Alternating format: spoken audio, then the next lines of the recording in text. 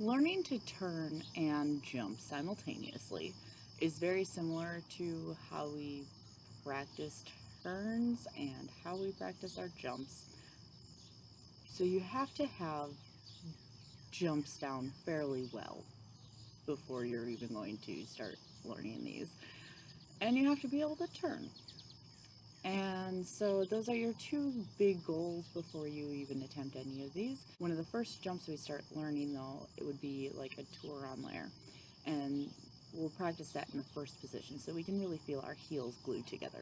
Some of our younger dancers can start the concept of practicing these by doing just little quarter turns as we jump and do our temps levés and temps levés sautés and things like that along the way.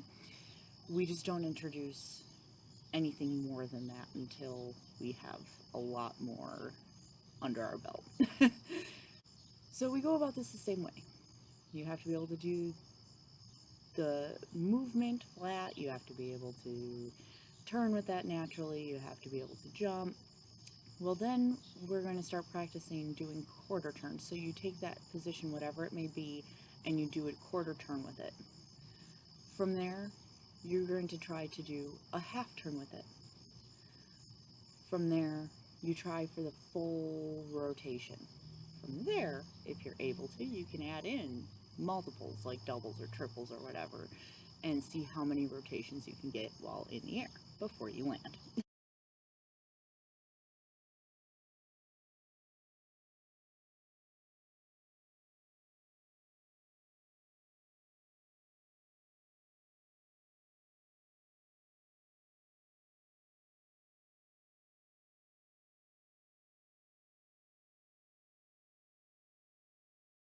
I will see you tomorrow as we talk about ways to practice.